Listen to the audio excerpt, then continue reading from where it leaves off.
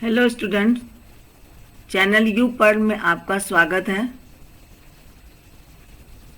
Monohybrid cross के बारे में हम लोग ऑलरेडी स्टडीड कर लिए हैं और जैसा कि मैंने बताया था कि after monohybrid cross we will discuss about the dihybrid cross.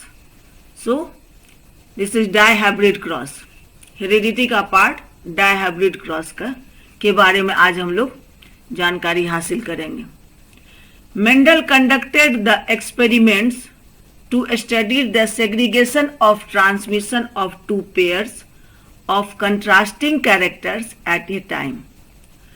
Monohybrid cross के रिजल्ट के बाद मेंडल ने लॉ दिए थे कुछ, जो जिसके बारे में हम लोग जो है सो बात कर चुके हैं, उस पर डिस्कस कर चुके हैं। Laws of unit factor, laws of dominance and recessiveness, law of segregation and law of independent assortment, जिसमें लॉ ऑफ सेग्रीगेशन तक जो है सो मोनोहाइब्रिड क्रॉस से रिलेटेड है, लेकिन डाइहाइब्रिड क्रॉस में से रिलेटेड आपका लॉ ऑफ इंडिपेंडेंट असॉर्टमेंट है, वो हम लोग आगे देखेंगे।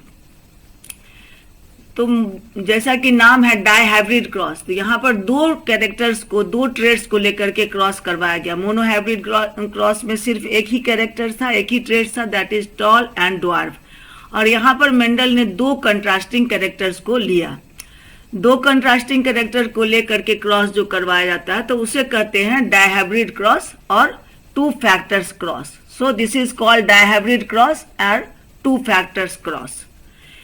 He studied that inheritance of round and wrinkled characters of seed coat along with the yellow and green.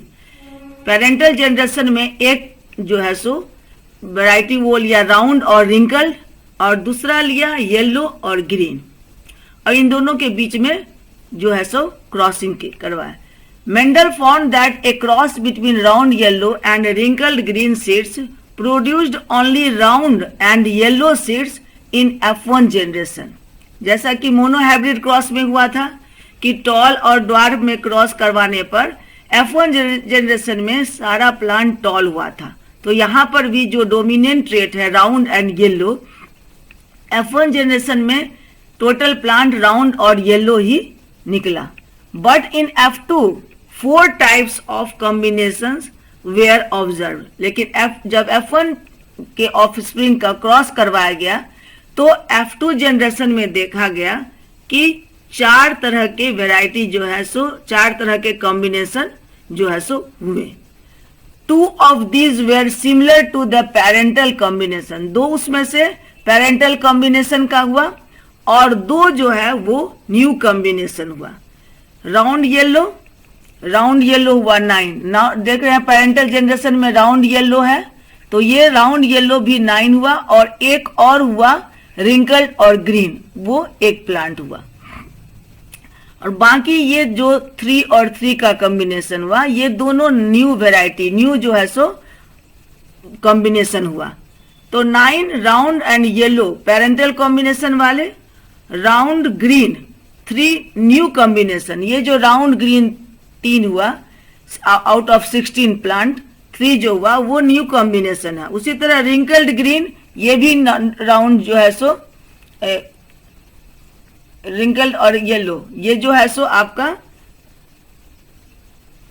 3 combination जो है ये आपका जो है सो ये भी न्यू कॉम्बिनेशन हुआ, ये भी आपका न्यू कॉम्बिनेशन हुआ। और एक जो है रिंकल्ड ग्रीन, ये आपका जो है वो हो गया आपका पेरेंटल। ये भी पेरेंटल जो है सो जनरेशन में जो है सो था, तो पेरेंटल कॉम्बिनेशन, ये भी आपका जो है सो पेरेंटल कॉम्बिनेशन हुआ।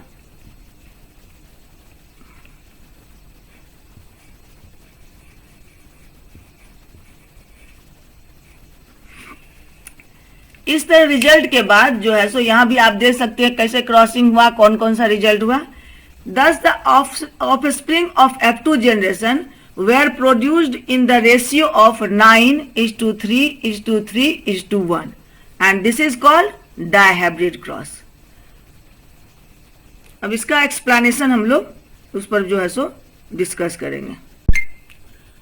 After the result of dihybrid cross, Mendel explained the result by assuming that round and yellow characters are dominant over wrinkled and green, so that all the F1 offsprings are yellow round.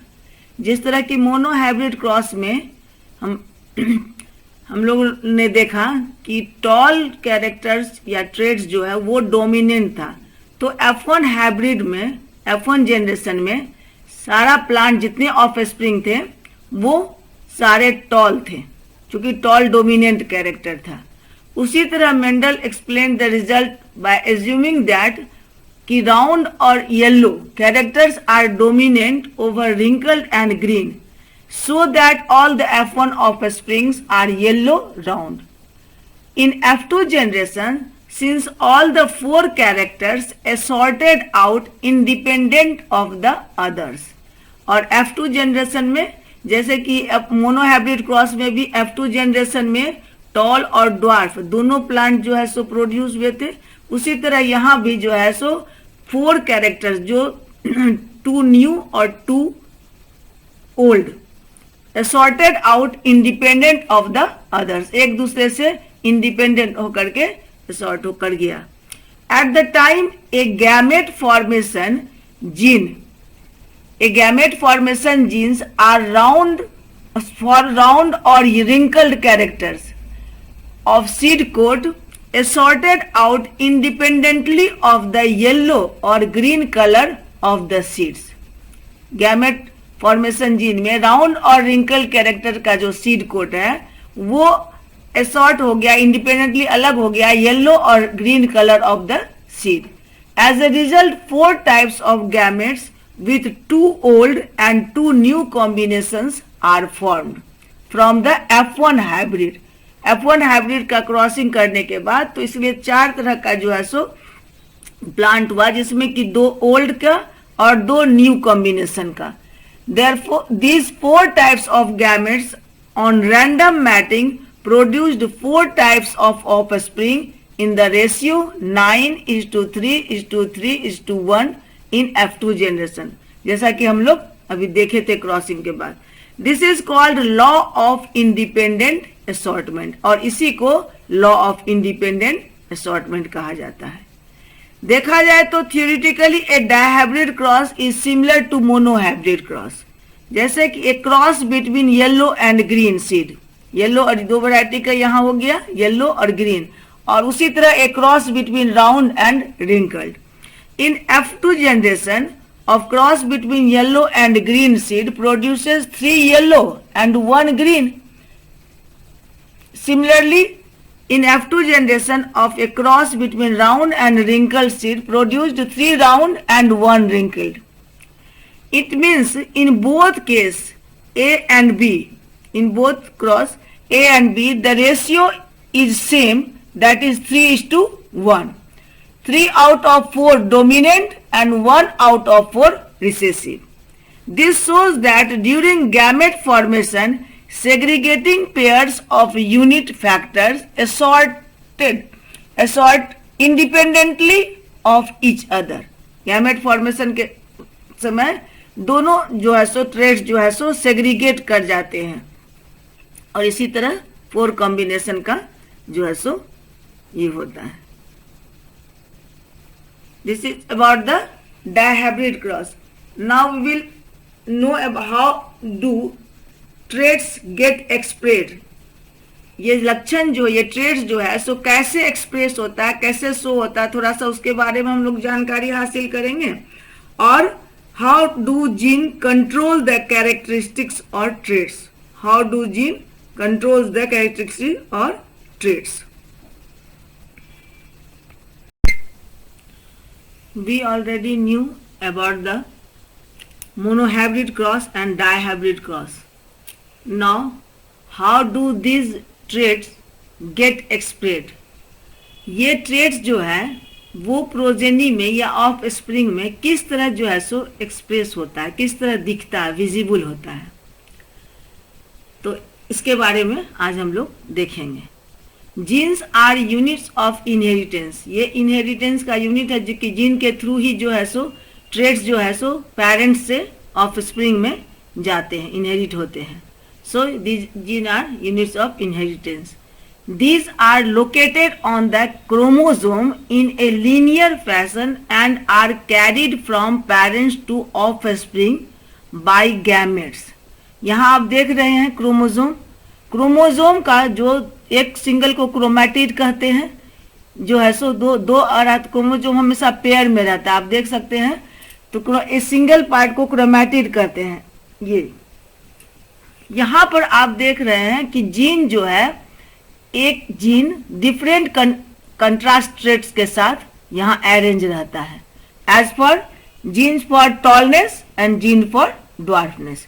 In the same way gene for round, gene for wrinkle, gene for green, gene for yellow, gene for curly hair, gene for smooth hair, gene for tall या gene for black, gene for white. In this way both contrasting traits are arranged in chromosome in the form of gene.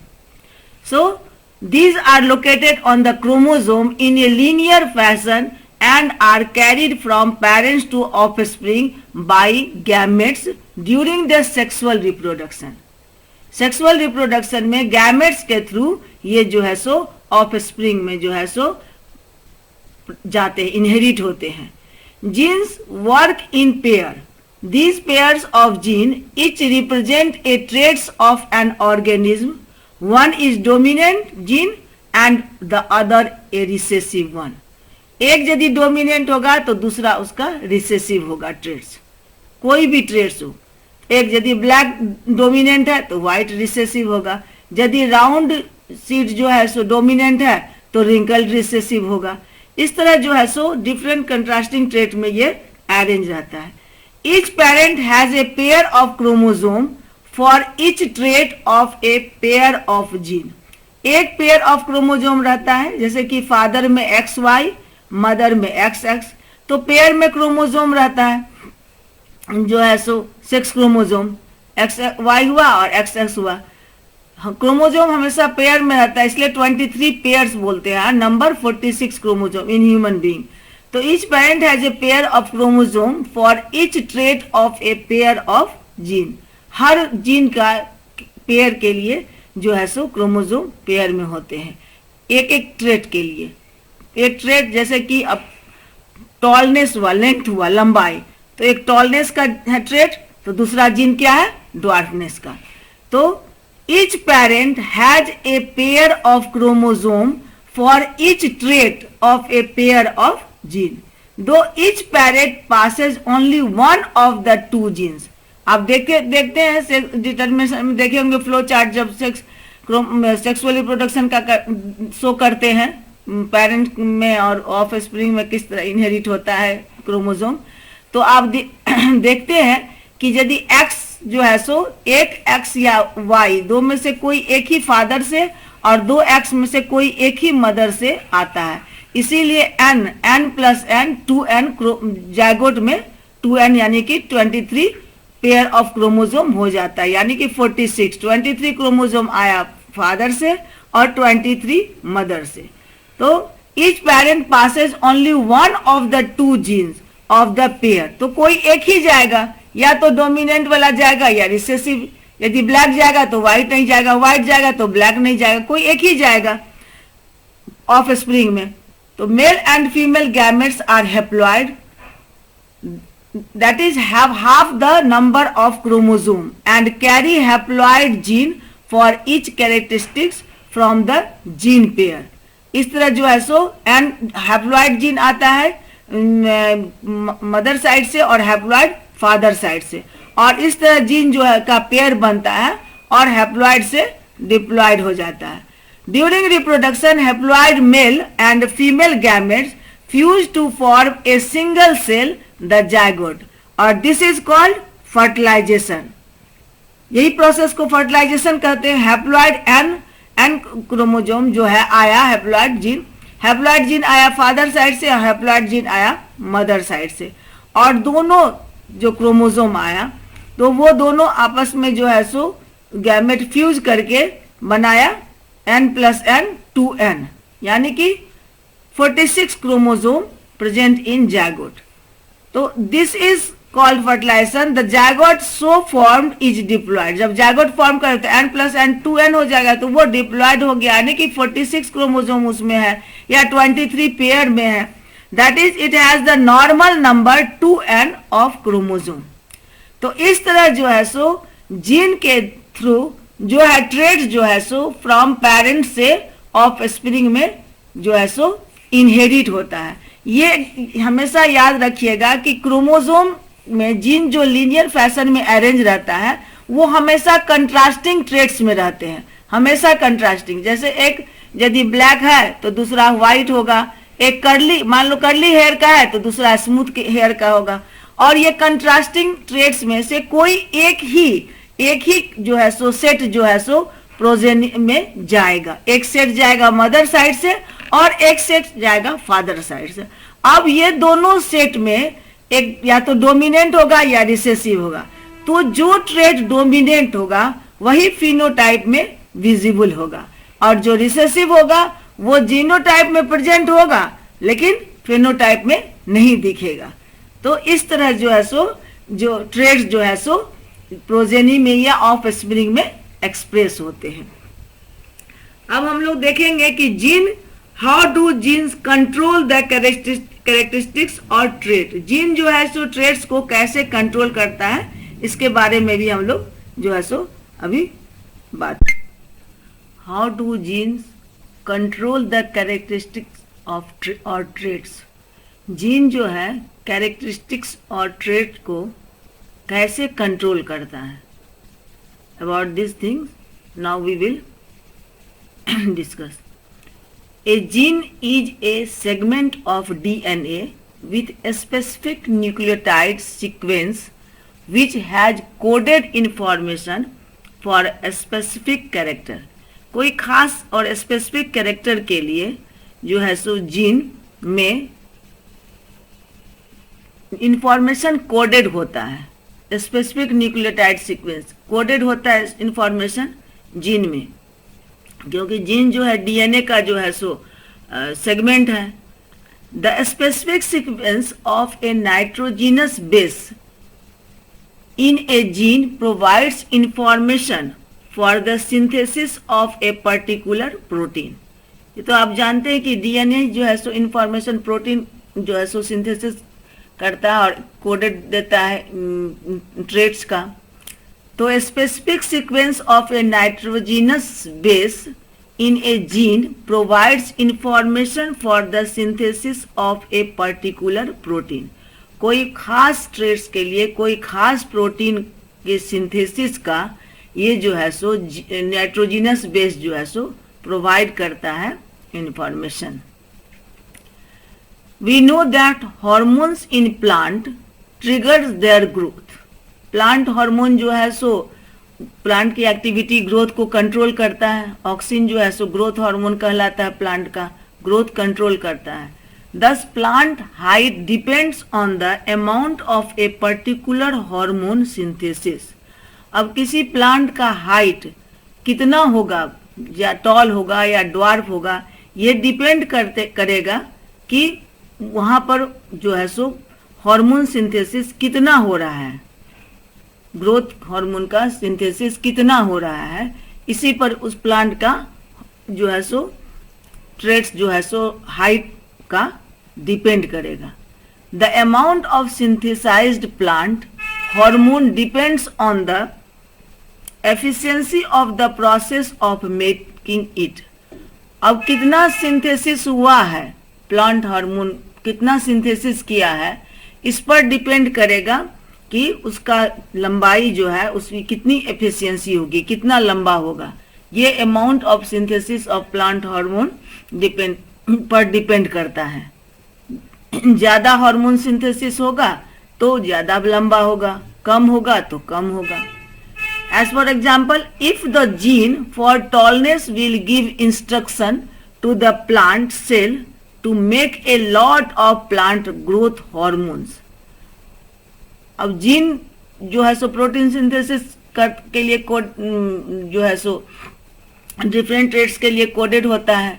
तो यदि gene tallness के लिए instruction देता है plant hormone को कि toll जो है सो प्लांट को टॉल बनाना है, तो ग्रोथ हार्मोन जो है सो ज्यादा रिलीज होगा, ज्यादा बनेगा, और जिसके उसके कारण प्लांट का ग्रोथ हार्मोन जो है सो प्लांट ग्रो करेगा ज्यादा, और ज्यादा ग्रो करेगा तो वो लंबा होगा, टॉल होगा।